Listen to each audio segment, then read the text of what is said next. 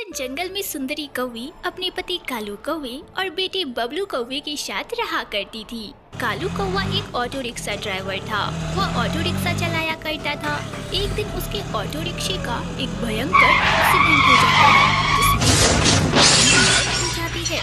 कालू कौवे के गुजर जाने के बाद सुंदरी कौवी बिल्कुल अकेली पड़ जाती है, तो वह अपने बेटे बबलू कबूतर को चिंटू चिड़े के ढाबे में काम दिला देती है। इसी तरह कुछ साल बीत जाते हैं। अब बबलू कौवा बड़ा हो जाता है। एक दिन सुंदरी कौवी बबलू कौवे से कहती है, अरे बबलू बेटा, मेरी उम्र हो गई है। पता नहीं कब जिंदगी मेरा साथ छोड़ दे। मुझे तो अब बस तेरी ही चिंता सताए जा रही है। मेरे चले जाने के बाद तेरा क्या होगा? कौन ख्याल रखेगा तेरा?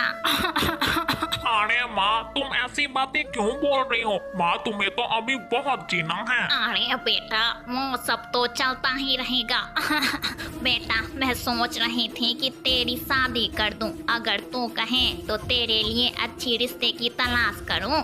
माँ, अगर तूने मेरी शादी का मन बना ही लिया है तो मैं भला तुम्हें मना करने वाला कौन होता हूँ? माँ, तुम्हें जो ठीक लगे तू वह कर। अगली सुबह सुंदरी कौवी झुमरी तोती के पास जाती है। क्या बात है सुंदरी भाभी, आज मेरे घर आना कैसे हुआ? क्या बताऊं झुमरी बहन, मैं अपने बेटे बबलू के लिए एक अच्छा रिश्ता तलाश कर रही हूँ। अगर तुम्हारे पास कोई अच्छा रिश्ता है तो तुम मुझे बताओ। यह बात तो आपने बहुत अच्छी कही भाभी। कल ही मेरे पास टुनटुनी नाम की एक चिड़िया का रिश्ता आया है। यह रही उसकी फोटो। पर भाभी, आपको इससे कोई दहेज नहीं मिलेगा।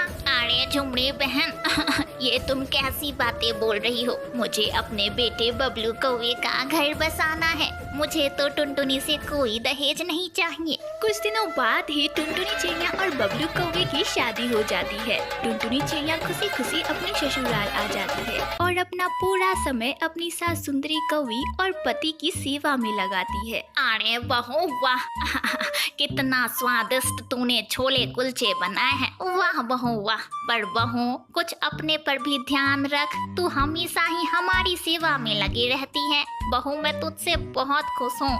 मैं तो बहुत खुशकिस्मत हूँ कि तुम जैसी बहू मुझे मिली। इसी तरह समय बीतने लगता है और टुनटुनी चिड़िया माँ बन जाती है। वह एक बहुत ही प्यारी सी चिड़िया को जन्म देती है। घर में खुशियों का माहौल था।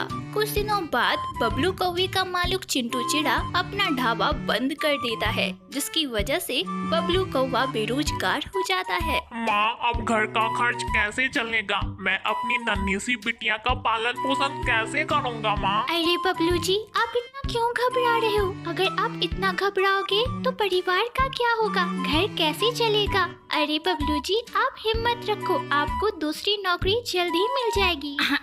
हाँ बबलू बेटा, बहू बिल्कुल सही कह रही है। तू इतना मत घबरा, हम सभी तेरे साथ हैं। तू बस हिम्मत रख। अगली सुबह बबलू कौवा काम की तलाश में निकल पड़ता है। इधर उधर बहुत देर तक भटकने के बाद भी उसे काम नहीं मिलता। इसी तरह 1 महीने बीत जाते हैं। घर में सारी जमा पूंजी अब धीरे धीरे खत्म होने वाली थी। तब एक दिन टुनटुनी चिड़िया कहती है, बबलू जी, अब आपको काम की तलाश में कहीं और भटकने की कोई जरूरत नहीं है। हम अपना खुद का व्यवसाय शुरू करेंगे। अरे बहू, तू पागल हो गई है क्या? तुझे पता नहीं है कि व्यवसाय शुरू करने के लिए या तो हमें ठेला किराए पर लेना होगा या कोई दुकान। अरे अम्मा, व्यवसाय शुरू करने के लिए हमें किसी भी ठेले या दुकान की कोई जरूरत नहीं है। ससुर जी का ऑटो रिक्शा है ना, कितने सालों से गोदाम में पड़ा हुआ है। बबलू जी, आप एक काम करो, ऑटो रिक्शे की अच्छे से मरम्मत करवा लो।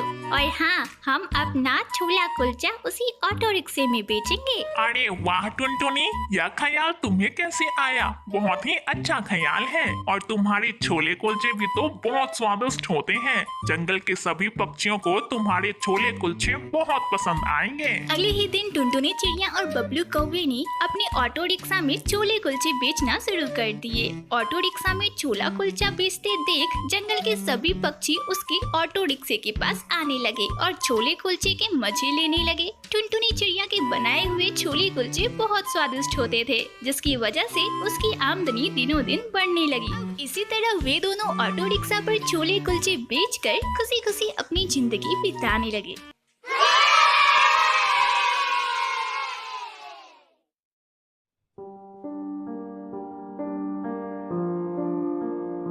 ताल के जंगल में टुनटुनी चिड़िया अपने पति बंटी कबूतर के साथ रहा करती थी। उनके 2 बच्चे थे। छोटी बेटी का नाम टोनी तो बड़े बेटे का नाम राजू था। बंटी कबूतर अपने खेत में बैंगनों की खेती किया करता था और उन्हीं बैंगनों को वह सब्जी मंडी में जाकर बेचा करता था, जिससे उसे कुछ पैसे मिल जाते थे और उन्हीं पैसों से उनका छोटा सा परिवार चल रहा था। इस साल बंटी कबूतर के खेत में बैंगनों की अच्छी फसल हुई थी, जिसकी वजह से टुनटुनी उससे कहती है, सुनो जी, इस भगवान की कृपा से हमारी फसल बहुत अच्छी हुई है। इन फसल को बेचकर हमें अच्छा मुनाफा होगा, तो मैं सोच रही थी हम अपना घर पक्का करवा लेते हैं और हाँ, बच्चों का भी दाखिला अच्छे स्कूल में करवा देते हैं। इस साल हमारा सारा सपना पूरा हो जाएगा। हाँ टुनटुनी, तुम बिल्कुल सही कह रही हो। भगवान को भी हमारी यह गरीबी देखी नहीं गई, इसलिए तो हमारे खेत में बैंगन की कितनी अच्छी फसल हुई है और अन्य खेतों में तो बैंगनों में कीड़े निकल आए हैं। मैं कल ही शहर की मंडी में जाकर सारे बैंगनों को अच्छी कीमत पर बेच दूंगा। हाँ। अगली सुबह जब बंटी कबूतर अपने बैंगनों को बेचने के लिए शहर के लिए निकलता है, तभी उसकी छोटी बेटी टोनी कहती है, पिताजी, आप मेरे लिए शहर से क्या लाओगे? अरे मेरी प्यारी बिटिया, तू ही बता, तुझे शहर से क्या चाहिए? तू जो बोलेगी तेरा पापा वही तुझे ला के देगा। पिताजी,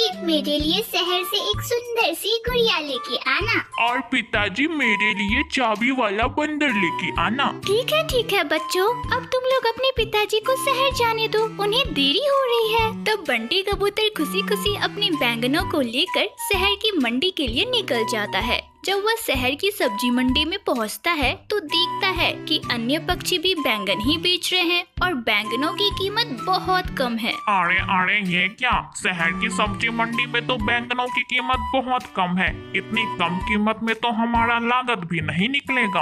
अब मैं क्या करूं? तब बंटी कबूतर अपने बैंगनों को बिना बेचे सारे बैंगनों को लेकर वापस घर आ जाता है। यह सब देखकर टुनटुनी उससे कहती है, अजी बंटी जी, ये मैं क्या देख रही हूँ? आप तो शहर बैंगनों को बेचने गए थे ना, पर सारे बैंगन आपने घर ले आए। तब बंटी कबूतर दुखी मन से टुनटुनी चिड़िया को सारी बातें बताता है। हे भगवान, ये क्या हो गया? हमारे सारे सपने टूट गए। अच्छा जी, कोई बात नहीं, आप इन सभी बैंगनों को एक कमरे में रख दो। अब से हम इन्हीं बैंगनों को खाएंगे और किसी तरह अपना गुजारा करेंगे जी। अब इसी तरह टुनटुनी चिड़िया का पूरा परिवार बैंगन की सब्जी खाकर दिन गुजारने लगा। एक दिन जब टुनटुनी चिड़िया अपने बच्चों को बैंगन की सब्जी और रोटी दे रही थी, तभी उसकी छोटी बेटी कहती है, माँ, तुम्हें इधर से क्या हुआ है? तुम हमें रोज बैंगन की सब्जी और रोटी देती हो। माँ, तुम्हें पता है, पिंकी कह रही थी कि शहर से उसके बाबा ने उसके लिए लिट्टी चोखा लाए। माँ, तुम भी हमारे लिए लिट्टी चोखा बनाओ ना, हमें बहुत मन है खाने का। माँ, मुझे भी कुछ अलग खाना खाना है। रोज तुम बैंगन की सब्जी ही खिलाती हो। माँ, कुछ अलग बनाओ ना। अच्छा बाबा, ठीक है, मैं तुम दोनों के लिए अलग भोजन बना देती हूँ। तब टुनटुनी चिड़िया अपनी रसोई में खाना बनाने जाती है तो देखती है, हे भगवान, आलू तो खत्म हो गए हैं, अब मैं चोखा कैसे बनाऊं? अच्छा हाँ, हमारे पास बैंगन है ना, आज मैं बैंगन से चोखा बनाती हूँ, देखती हूँ कैसा बनता है। तब टुनटुनी चिड़िया गर्मा गर्म लिट्टी और बैंगन का चोखा बनाती है और अपने बच्चे और पति को देते हुए कहती है, ये लो बच्चों, मैंने तुम्हारे लिए गर्मा गर्म लिट्टी और चोखा बनाया है, अब इसे खा के बताओ कैसा बना है। अरे वाह माँ, ये लिट्टी चोखा कितना स्वादिष्ट है। माँ, ये बहुत अच्छे बने हैं। हाँ टुनटुनी, बिटिया सही कह रही है। टुनटुनी, तुम ऐसा क्यों नहीं करती? लिट्टी चोखा ही बनाकर बेचो ना, वैसे भी हमारी आमदनी कुछ हो नहीं रही है। अगर तुम लिट्टी चोखा बनाकर बेचोगी तो हमारी आमदनी बढ़ जाएगी। ठीक है बंटी जी, जैसा आप बोलो। आप भी मेरी मदद करना, हम दोनों मिलकर लिट्टी और चोखा बेचेंगे। फिर क्या था, अगली सुबह ही टुनटुनी चिड़िया और बंटी कबूतर ने मंडी में अपनी लिट्टी और चोखे का स्टॉल लगाया। देखते ही देखते उनके स्टॉल पर ग्राहकों की भीड़ हो गई और चंद मिनटों में ही सारे लिट्टी चोखे बिक गए। आज उनकी बहुत आमदनी हुई। अजी बंटी जी, आज पहले दिन ही हमें कितनी कमाई हुई। जितनी कमाई हमें पूरे साल बैंगनों को बेचकर नहीं मिलती थी, उससे कई ज्यादा कमाई हुई है आज। हाँ भाग्यवान, बस यह तुम्हारे ही लिट्टी चोखे का कमाल है। अब टुनटुनी चिड़िया के सारे सपने पूरे होने लगे। उसने अपने बच्चों का दाखिला एक बहुत अच्छे स्कूल में करवाया और अपने मकान को भी पक्का करा लिया। अब टुनटुनी चिड़िया अपने परिवार के साथ खुशी खुशी रहने लगी।